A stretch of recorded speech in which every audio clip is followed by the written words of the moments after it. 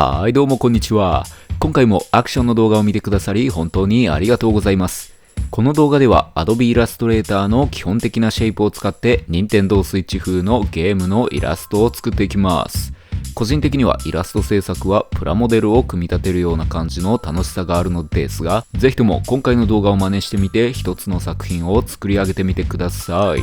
それでは早速本編を見ていきましょう。アクション。さあ、ということで今回もまた英語版のイラストレーターを使っていきますが、基本的に解説は日本語なので、日本人の方は安心して見ておいてください。英語版の画面に慣れることによって、後々紹介する海外のサイトやプラグインにも適用することができるようになります。ということで早速始めるのですが、まずは新規作成のところで新しくプロジェクトを作っておいてから、ここの名前を Nintendo ってな感じでしておきます。今回のアートボードのサイズですが、横幅を800、そして縦の高さを600くらいにしておいてから、ここの単位はピクセルにしておきましょう。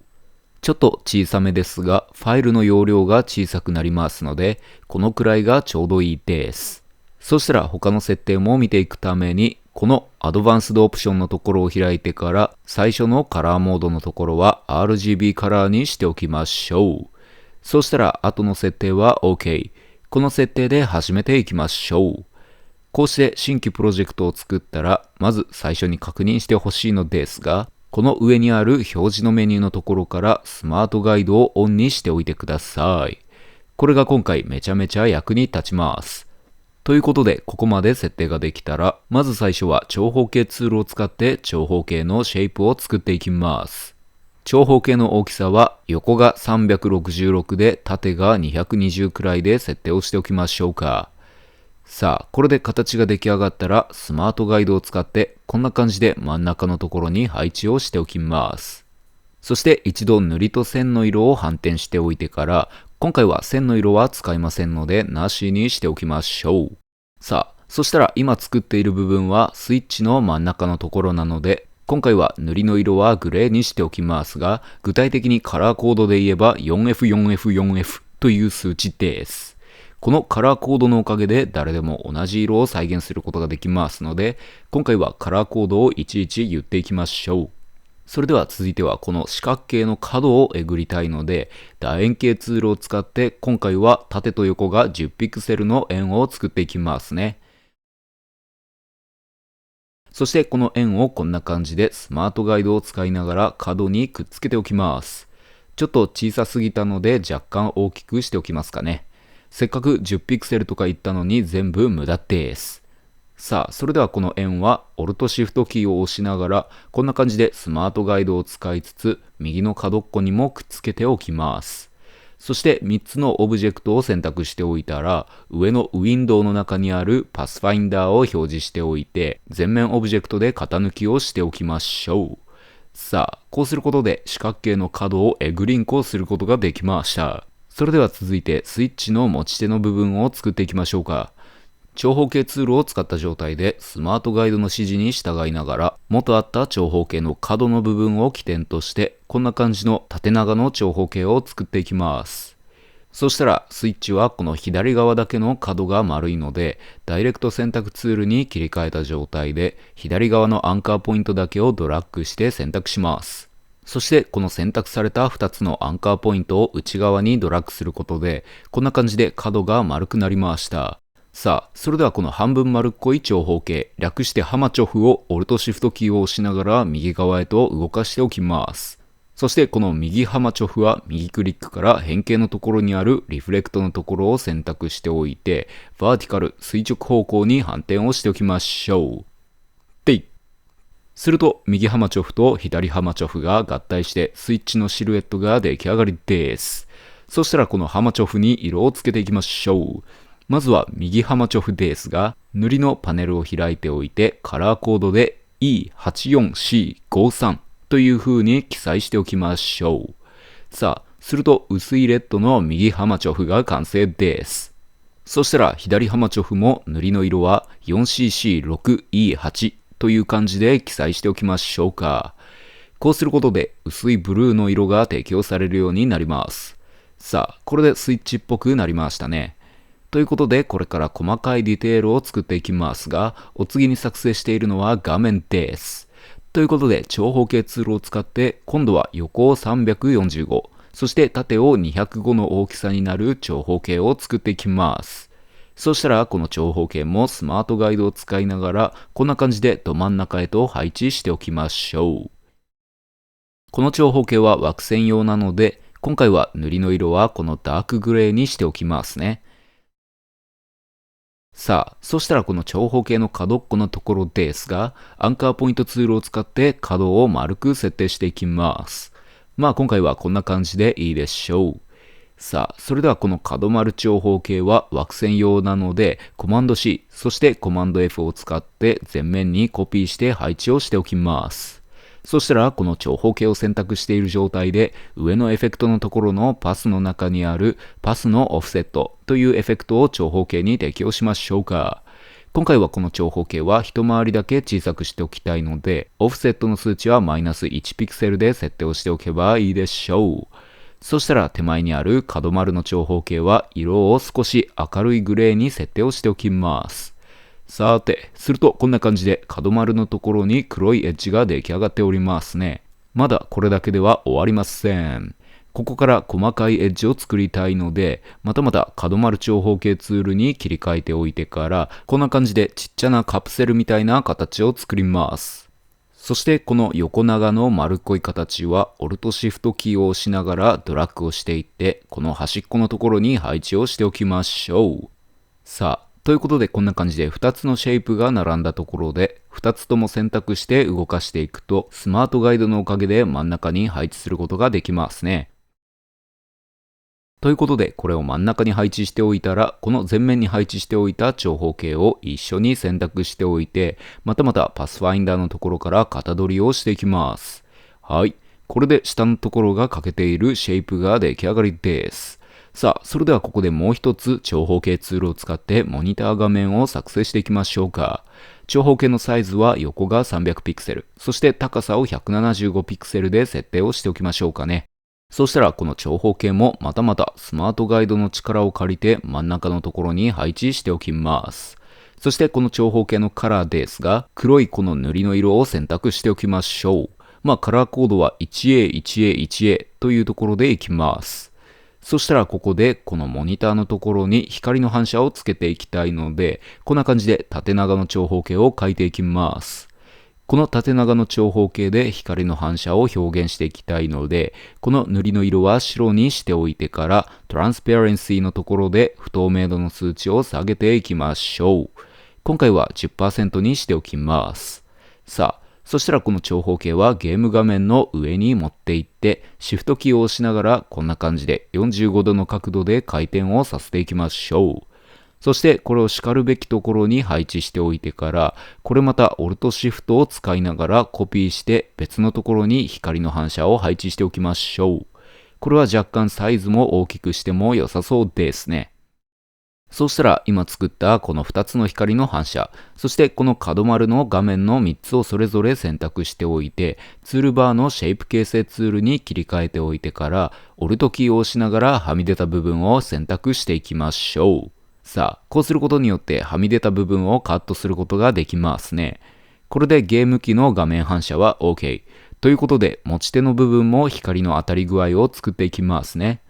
この左の半分丸い長方形こと左ハマチョフですが、コマンド C でコピーをしておいたら、コマンド F を2回押して2つ複製しておきましょう。そして方向キーの上を5回押してずらしておきます。そしたら、この上に配置されているずれたハマチョフと下に配置しているハマチョフの両方を選択しておいて、またパスファインダーのところで型抜きをしましょうか。すると下にハマチョフの残骸ができますので、このチビチョフは塗りのメニューのところからさっきよりも暗めのカラーを設定しておきましょう。カラーコードは 2CB8DE ということにしておきます。はい、これで薄暗いハマチョフが出来上がりました。ということで今の作業を明るいところでも同じようにやっていきますので、またコマンド F を2回押してから5フレームだけ移動させておきましょう。そしたらまたパスファインダーでチビチョフを作っておいてから、今度もまた塗りの色を変更していきます。今度のカラーコードは 6FD2ED という風にしておきましょうかね。さあ、これで左ハマチョフの設定は OK。続いては右ハマチョフです。ここもやることは同じです。2回コピーして5フレームずらしたら型抜きを作成しておいて、今度のカラーコードは D93B42 という感じにしておけば、今回もちょっと暗めの右ハマチョフの完成ですね。そして上のところも同じくまた2回ほど複製しておいてから、パスファインダーで型抜きをしておいてからの、今度はこの塗りの色のカラーコードを E85D63 という風にしておきます。さあ、これで全体を確認してみますが、こんな感じで光を作るとオブジェクト感がアップします。さあ、このまま細かい部分を続けていってもいいのですが、ここまで作っていったら、この辺りでそろそろ保存をしておきましょう。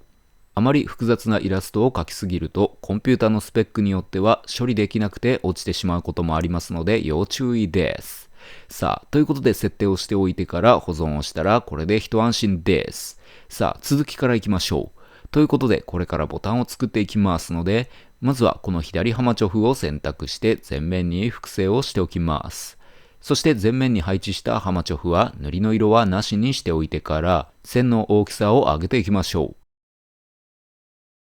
そうしたらこの線だけのハマチョフはコマンドシフトプラス括弧を押して前面に配置しておいてからダブルクリックをして個別に編集できるようにしておきます。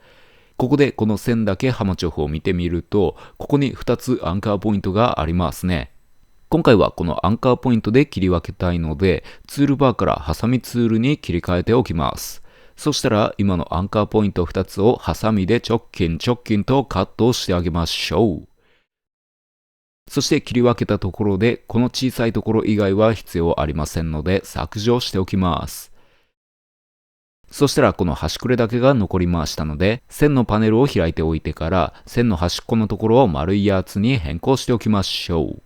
さあ、そしたらこの端っこを丸くした線は、コマンドシフトプラスカッコを押して一番後ろのところに配置をさせておきます。さあ、これでもうこの線は立派なボタンに見えるようになりました。それでは右側もやり方は同じですので、このボタンを Alt キーを押しながら右の方へとコピーしてドラッグしていきましょう。さあ、そしたらこの移動させておいたボタンも右クリックをして、そこにあるトランスフォームのリフレクトから垂直方向に反転をさせていきます。そして反転させたこのボタンもまたさっきのボタンと一緒に後ろの方に配置しておけば、これで右側のボタンも完成です。ということで、これからひたすらボタンを作っていく生活に入っていくわけですが、続いて作るボタンはこの上のところに配置するボタンですね。これはもう長方形ツールを使ってこんな感じで横に長い長方形を作っておいたら、そのまま拡大をしておいてから長方形ツールで縦のところに沿って長方形を描いていきます。さあ、こんな感じです。そしたらこの長方形の塗りの色はライトグレーにしておきましょうか。この長方形は Alt キーを押しながらこんな感じで右の方へと動かしておきます。均等に配置されるように両方とも選択しておいてから、こんな感じで動かして真ん中のセンターラインに合わせておきましょう。さあ、こうしたらこれでもう完成なので、これらをすべて選択しておいた状態でコマンド G、もしくは上のオブジェクトのところからグループ化をしておくと、3つのシェイプがグループ化してまとまりますね。それではこのボタンは上のところに配置をしておきましょう。はい。それではこれからいよいよこっちの持ち手のところにも取り付けるボタンを作っていきます。結構細かい面倒な作業ですが作っていきましょう。ということでボタンを作るということで、ここで多く使っていくのが楕円形ツールです。楕円形ツールを使ったら円の数値は40とかにしておきましょうか。これから親指を乗せるスティックを作っていきます。最初はこのスティックの色はさっきのボタンと同じ色で大丈夫でしょう。さて、そうしたらここでもう一度楕円形ツールを使って、今度は一回りサイズが小さい38ピクセルの円を作っていきます。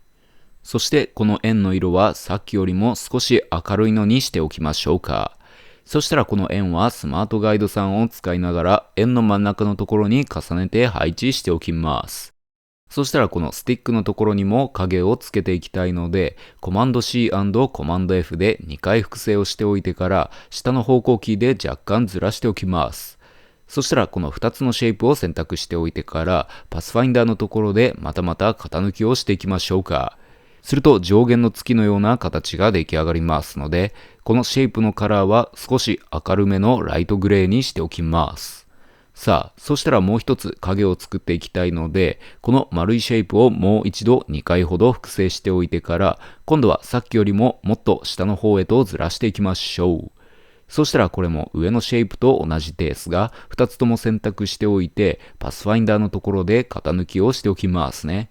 そしたらここも色を変えておきましょうか。今回は一旦暗めの色にしておきます。さあ、そしたらこのスティックももう少し細工を加えていきましょうか。ということで楕円形ツールで今度はもう一回り小さい縦と横が30ピクセルの円を作成していきましょう。さあ、そしてこの円はさっき作ったシェイプの真ん中のところに配置していきます。そしてこの小さな円はストローク、つまり線を表示しておきます。線を表示したら塗りの色はなしでもいいです。今回はやっぱり上の方から光がかかっているということなので、下のシェイプと上のシェイプの色は一旦入れ替えておきますね。さあ、そしたらここで直線ツールを使って、こんな感じでこのスティックのど真ん中を突っ切るように線を上から引いておきます。そしてこの線の値を上げて線を表示しておいたら、この塗りをなしにしておいた円と直線の2つを選択しておいてから、Shift M でシェイプ形成ツールに切り替えておいて、この真ん中の線を削除しておきます。さあ、これで2つの線ができましたので、この2つを選択しておいてから、コマンド C プラスコマンド F で複製をしておいてから、この2つのちょび線をシフトキーを押しながら、こんな感じで90度回転させるのです。はい。ということでこれでめんどくさい親指用スティックが完成ですね。こういう細かい作業がイラストレーターでは多々あるのですが、ここら辺はこだわり次第でもありますので慣れていきましょう。ではまたこの円を複製しておいてから一番後ろに配置しておきます。そしたらシフトキーを押しながらこんな感じで下のところにずらします。そしてずらしたこの円は影にしておきたいので、オパシティ、つまり不透明度の数値を 20% にまで下げていきましょう。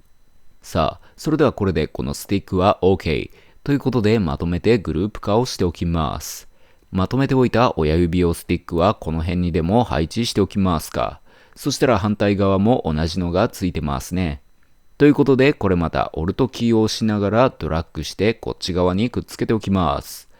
ではこれから細かい丸いポチポチボタンを作っていきましょう。ボタンなので今回も楕円形ツールを使って、そうですね、大きさは17ピクセルの円を変えていきましょう。今回は色はこれくらいの少しだけ明るい色にしておきます。そうしたらこの円なのですが、また光の当たり具合をつけたいので、2回ほど複製をしておきまして、手前の円はこんな感じで少し下にずらしておきます。そしてこの2つの丸を選択しておいてから、これまたパスファインダーを使って上限の月のような形を作っていきますね。この上限の月の色も少しだけ明るめにしておきます。カラーコードは 4D4D4D というやつです。そしたらこれで OK。そしてこの円をコピー、そして後ろに配置しておいてから、1、2、3という感じで下の方にずらしていきますね。そうしたらこの円は影を作っていきたいので、オパシティのところで不透明度を 20% くらいにしておきます。これで簡単なボタンの基礎は出来上がりです。これは一旦グループ化しておきましょうか。そしてこのボタンをオルトキーを押しながら、こんな感じで下のところへと複製しておきます。そしたらこれまたオルトキーとシフトキーを押しながら、こんな感じで均等な位置に配置をしておきましょうか。ここはもしかしたら正方形などを利用して配置すると均等な十字が作れるかもしれないですね。さあ、ということでこんな感じで4つの方向にボタンを配置したら、ボタンの中に今度はアイコンをつけていきましょうか。今回は方向キーを入れ込んでいきます。ということで多角形ツールを使って三角形をここで作成しておきます。そしてこの三角形はボタンの中に入るようなサイズに調整して、うまいことボタンの真ん中あたりに配置をしておきましょう。さあ、こんな感じでいいでしょう。そしたら今度はこの三角形のシェイプをオルトキーを押しながら、こんな感じでまた下の方向へと動かしていきます。さあ、そしたらこの矢印は下の方向へと向かせておきたいので、右クリックのトランスフォームのところで反転をさせて向きを変えておきますね。さあ、これで上と下の方向は完成です。左右の矢印は今作った矢印を複製しておいてから、シフトキーを押しながら90度回転させると、こんな感じで出来上がりますね。まあこのままだとなんだか立体感に欠けますので、この4つの方向キーはすべて選択しておいて、後ろに複製をしておいてから、下にちょいと下げておきましょう。そして色をライトグレーにしておきます。はい、これで方向ボタンは完成です。そしたらこのボタンはすべて選択しておいてグループ化しておきますね。そうしたらこれでスイッチの中に配置してもいいのですが、反対側に X とか Y とかの文字が書かれているアルファベットも作っていきたいので、この方向ボタンから作っていきます。そのためにもこの方向ボタンの4つはまたまたこんな感じでコピーをしておきます。そしてダブルクリックをするとグループ内で編集することができますので、この矢印のシェイプは全部削除しておきましょう。いらないやつは削除です。はい。それではここでテキストツールを使ってボタンの中に入る文字を書いていきますね。まずは X です。X という文字を書いておいたらボタンの上に乗っけておいて、色は明るめのライトグレーにしておきます。さあ、あとはこの作業の繰り返しですね。オルトキーを押しながらコピーしたりして、こんな感じで他のボタンにも配置しておきましょう。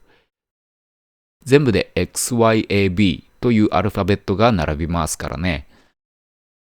そしたら今作ったこのアルファベットたちをすべて選択しておいてから、右クリックをしてその中にあるアウトラインを作成という項目を選んでいきましょう。するとこの文字はテキストではなくてシェイプとして作成されますね。それではこれで OK。ということでこの4つのボタンは先ほどのスティックよりも上のところに配置をしておきます。さあ、それではこの方向キーのボタンも同じですね。これも左の方へと配置しておきましょうか。位置とかなどはそれぞれ微調整をしておけばいいのではないでしょうか。さあ、ということでここまで見てきた Nintendo Switch 風のゲーム機の作り方ですが、あとはこれまでのボタンなどと作り方は同じですね。ということでここら辺は早送りをしながら流していきます。基本的にこれらのイラストレーターチュートリアルは短い時間で多くの情報を伝えるため早めに解説をしております。なのでわからないこととかがあればその都度動画を止めたり、また再生速度を遅くしてみたり、またコメント欄で質問をしたり、自分で調べて問題を解決する癖をつけていきましょう。この自分で解決するスキルが身につけばそれだけで多くの作品を作り出すことができますからね。イラストレーターの英語版画面はその自分で解決する能力を伸ばすためでもあります。さあ、ということで今回の動画は以上です。楽しんでいただけたでしょうか？もしこの動画が少しでもためになったなと思ったらチャンネル登録をしてコメント欄のところに感想や気づきを書いてみてください。そして制作したイラストはぜひとも SNS などでシェアをしてみるとフィードバックが返ってきますので、スキルの上達につながったりしますので、ぜひとも私にも見せてみてください。さあ、それではここまでご覧くださり本当にありがとうございます。スキルを身につけ新たな世界へ挑戦するヒーローとなれ。いつか会える日を。